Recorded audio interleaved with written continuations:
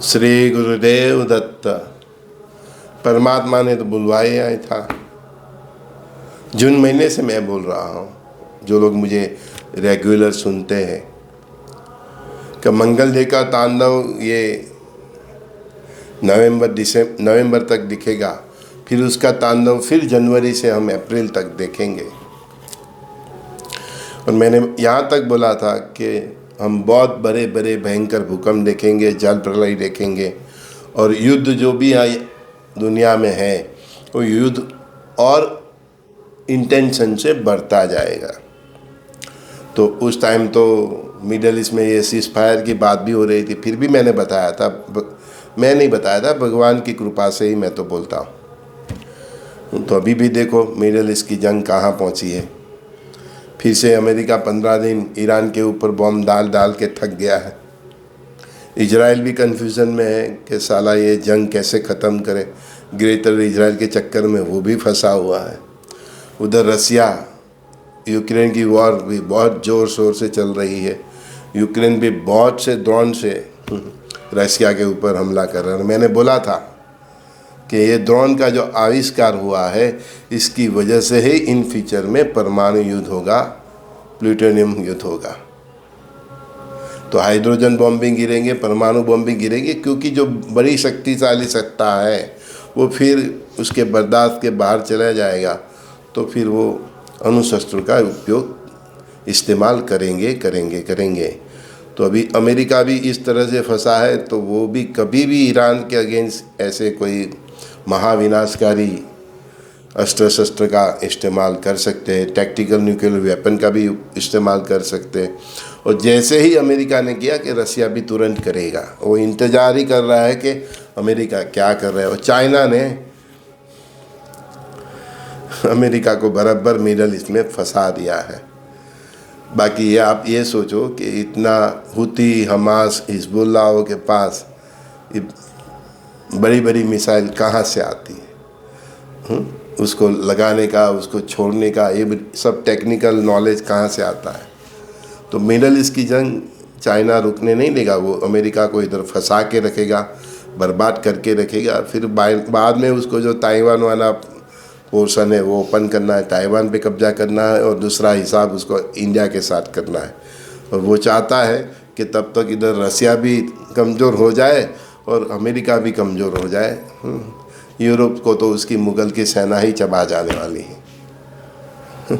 Europe का अंत ये मिडल ईस्ट के जो इस्लामिक राष्ट्र है उनके हाथों ही लिखा है। और ट्रंप भी अभी बहुत खुश हो रहे हैं कि सऊदी अरेबिया, तुर्की और पाकिस्तान का इस्लामिक नातो बना है।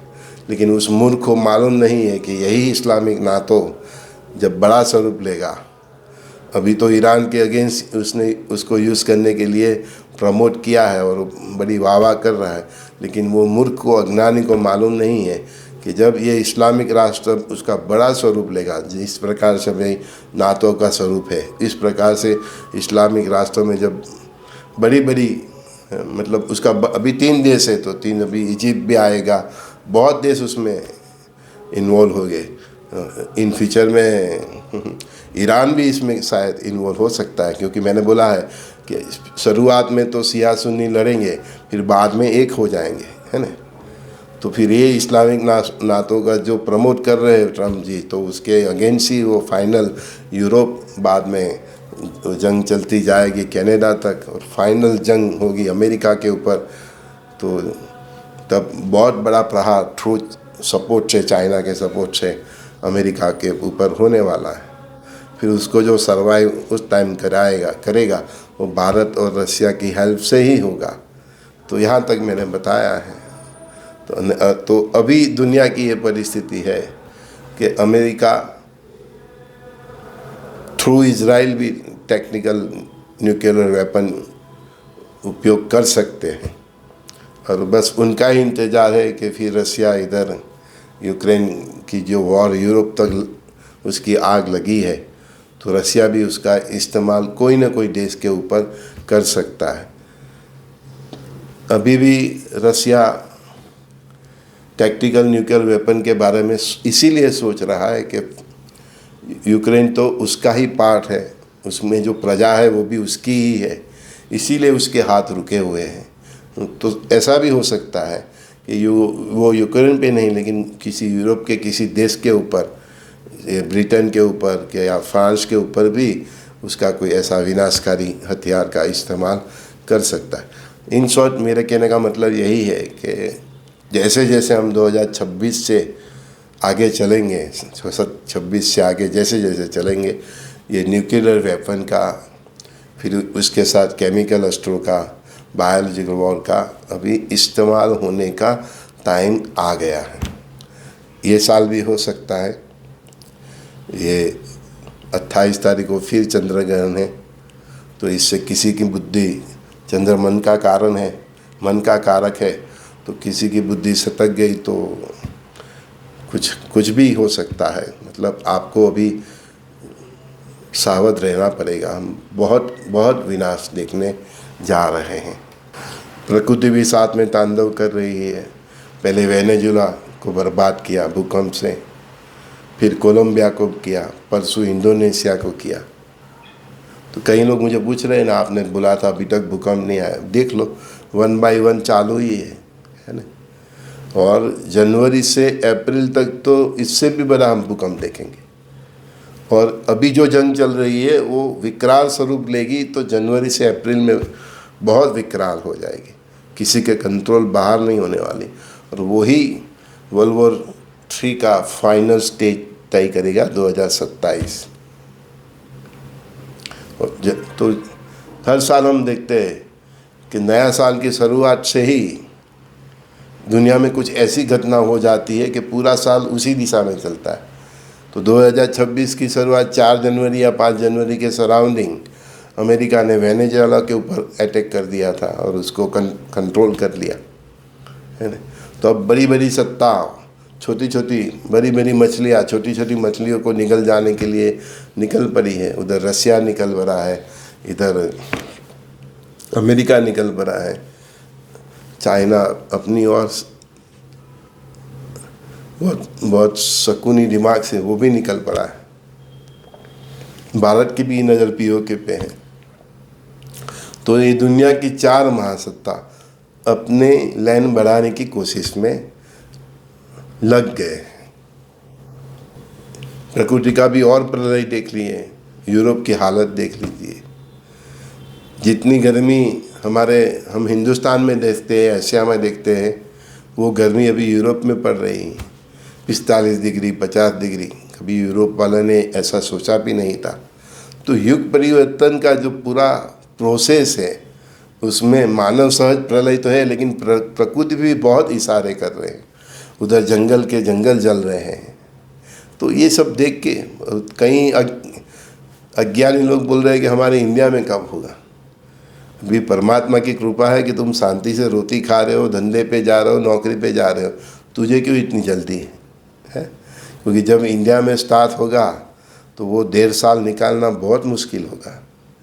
1.5 साल 150 साल जैसा होगा। 1.5 साल 150 साल जो जैसा होगा, इतना कठिन समय है। सबकी नानी याद आ जाएगी।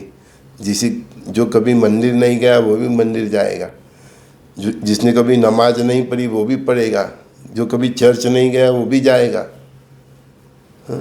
सबके घर में प्रार्थना शुरू हो जाएगी। वो 1.5 साल इतना खराब है। तो भगवान कल की उसको थोड़ा आगे कर रहे हैं, तो इसीलिए कर रहे हैं कि तुम तब तक सज हो जाओ, प्लान भी तुम्हारा रेडी हो जाए। तो बहुत जल्दी मत करो। जब चालू होगा ना भैया, तो नानी याद आ जाएगी, माला पकड़ लोगे। इतनी भयंकर परिस्थिति भारत की भी होने वाली है, लेकिन भगवान उसको टाल रहे हैं, पीछे कर रहे हैं। क्योंकि भारतीय सेना को भी सज्ज करना है परमात्मा को। सरकार चाहे किसी की भी हो, कि भारतीय सेना को भी सज्ज करना है कि उसको मालूम है परमात्मा को तुमसे और मेरे से ज़्यादा। वो पूरा युद्ध का चक्र भी उनके माइंड में चल रहा है। तो जिस दिन तैयारी हो जाएगी भारत सरकार की, आर्मी की, तीनों सेना की, उस दिन भारत वो फ्रंट खुल जाएगा। तब तक हमारे दुश्मन मिडल ईस्ट और यूरोप में थोड़े कमज़ोर हो जाए, वो हमारे लिए अच्छा ही है। समझ में आता। तो परमात्मा बहुत स्मार्ट दिमाग से चल रहे हैं। महाभारत करवाया, पांडव कौरव का युद्ध करवाया, उसके पहले कौरव के सपोर्ट करने वाले कई महारथी को उन्होंने निकाल करवा दिया, मरवा दिया। तो उस प्रकार अभी मिडल ईस्ट की जंग जो यूरोप तक जाएगी, रशिया यूक्रेन की जंग, इसमें ये बड़े बड़े महारथी कमज़ोर हो जाए तो हमारे लिए अच्छा ही है, क्योंकि हमें 3 फ्रंट पे लड़ना है। और ये इस्लामिक नाटो भी भविष्यवाणी बताते हैं 13 देश, तो शायद इसमें ही ये 13 देश का संगठन बन जाए, तो उसके लिए हमें तैयारी करनी है। गुरु महाराज ने तो मुझे इतना ही बताया, भारत, पाकिस्तान और चाइना का। लेकिन भारत, पाकिस्तान और चाइना में अगर इस्लामिक नाटो भी इन्वॉल्व होता है तो आप सोच लीजिए कि भारत को कितनी बड़ी जंग लड़नी है। तो मैंने बोला ना कि वो 1.5 साल हमारे लिए 150 साल जैसा होगा। तो बहुत अभी बहुत मतलब कहते हैं ना कि बहुत स्मार्ट बन रहे हो, ने बोलने में विवेक नहीं ला रहे हो, ठीक है ना, और समझते नहीं हो कि वो समय कैसा होगा। उस टाइम हमारे यहाँ जो ये सब सर्प और नॉर्ले घुसे हुए ने, रोहिंग्या और ये सब, वो भी हमको बहुत परेशान करेंगे। कितने करोड़ है वो मालूम है। तो सरकार को भी उनको भी निकालना है, अपने घर को भी सर्च करना है और बॉर्डर को भी सर्च करना है। तो मैंने बोला है, आपको याद होगा कि जब ये भारत की परीक्षा का समय चालू होगा और वो जो 1.5 साल होगा न, उस समय जिसकी भी गवर्नमेंट जो स्टेट में होगी न, वो सीएम होगा, धारासभ्य होगा कि कोई भी होगा, वो सोचेगा कि मैं कहाँ लास्ट इलेक्शन में ये इलेक्शन जीता, क्योंकि उसके सर पे इतनी जवाबदारी आने वाली है। सो नहीं पाएगा, चाहे वो कांग्रेस वाला सीएम हो, वामपंथी वाला हो, आम आदमी वाला हो। अभी तो सब कुत्ते की तरह लड़ रहे हैं गद्दी के लिए, भौंक रहे हैं, है ना। लेकिन जिस दिन ये 1.5 साल आएगा ना, सबकी पतलून गीली हो जानी। जिसके पास आध्यात्मिक बल होगा, उसकी खुद की भक्ति होगी, परमात्मा का उसको सपोर्ट होगा, वो ही ये परिस्थिति में से अपने शहर को निकालना है, अपने गांव को निकालना है। बहुत कुछ व्यवस्था करनी है। अनाज नहीं है तो अनाज पहुंचाना है, पानी नहीं है तो पानी पहुंचाना है, सबको मेडिकल सेवा देना है। तो बहुत कुछ करना पड़ेगा, पैसे की व्यवस्था करने। तो इतनी जिम्मेदारी वो मेयर से ले, कलेक्टर, मेयर से लेके वो सबकी बढ़ने वाली है। पॉलिटिशियन और पुलिस, सबकी जिम्मेदारी। सब जितना पूरी ज़िंदगी में करप्शन ने खाया है ना, पेट बढ़ाया है ना, वो सबके पेट निकल जाने वाले हैं। इतनी सेवा करनी पड़ेगी राष्ट्र के लिए। 24 घंटा सो नहीं पाएंगे, इतना कार्य करना पड़ेगा। एक शहर में फ्लड आता है तो सबकी नींद हराम हो जाती है, सब ऑफिसर और सब धंधे लग जाते हैं, है ना। तो फिर ये 1.5 साल तो क्या होगा, समझ में आता है। अभी तो जीत लो कैसे भी करके इलेक्शन। सबकी अम्मा याद आने वाली है उस टाइम। वो बोलेगा, खुले में बोलेगा, मैं कहाँ इलेक्शन जीता, मैं क्यों सीएम बना, मैं क्यों पीएम बना। अभी तो सब मोदी को गाली देने। अगर वो मोदी उस टाइम होगा न पीएम में, हैं, तो वो उसके विरोधी भी सोचेंगे, अच्छा हुआ यही है, हमको गद्दी नहीं मिली। कांतों का ताज बोलते हैं ना, बस वो कांतों का ताज कैसा होता है सबको मालूम पड़ने वाला है। वो 1.5 साल सबकी परीक्षा होनी है, नागरिक से लेके पॉलिटिशियन तक, राजा की तक, नागरिक से लेके राजा तक की परीक्षा होने वाली। तो जो भी जिम्मेदार आदमी होगा उसके गले में तो फंदा आने वाला है। रिज़ाइन करने का सोचेगा तो रिज़ाइन भी नहीं कर पाएगा, सरकार मना कर देगा उसका कि अभी जिम्मेदारी है आप निभाओ। तो कई ऑफिसर तो ये परिस्थिति देके रिज़ाइन करने का भी सरकार को दे देंगे, लेकिन सरकार उनका रिज़ाइनेशन स्वीकार नहीं करेंगे कि करो, अब पूरी ज़िंदगी बहुत पगार खाया है गवर्नमेंट का, तो जब राष्ट्र की सेवा करने का टाइम आया तो वही हालत पॉलिटिशियन का होना है कि पूरी ज़िंदगी बहुत मेवा खाया है तो करो, झेलो। करना ही पड़ेगा। और उसी समय दरमियान कल की रुद्र भगवान का हम सब खेल देखेंगे। संजय दस्ती का सभी दोस्तों को बहुत बहुत प्यार। तो बहुत जल्दबाजी मत करो, आग हमारे यहाँ भी आने ही वाली है। अभी अपने पड़ोस के घर में आग लगी हुई है, उसमें से सीखो, सज्ज हो जाओ, क्योंकि ये युग परिवर्तन में दुनिया का कोई आदमी बाकी नहीं रहने वाला, दुनिया का कोई देश बाकी नहीं रहने वाला। सबको उसकी आग की जार लगनी ही लगनी। और दो तरह से, प्रकृति का भी और मानव सहज। तो ये दो घंटी के पड़ में पूरी मानव सभ्यता, पूरे राष्ट्र, पूरे नेता, साधु संत सबकी परीक्षा है, क्योंकि सब पिसने वाले हैं। वो 150 साल जैसा लगेगा, फिर वहाँ से जम करके भारत महासत्ता बनेगा। तो वो बहुत आनंददायक भी होगा, बहुत हर्ष की भी बात होगी, बहुत सुखाकारी भी होगा। जल मांगोगे तो दूध मिलेगा। लेकिन ये 1.5 साल अग्निपथ अग्निपथ अग्निपथ। श्री गुरुदेव दत्त।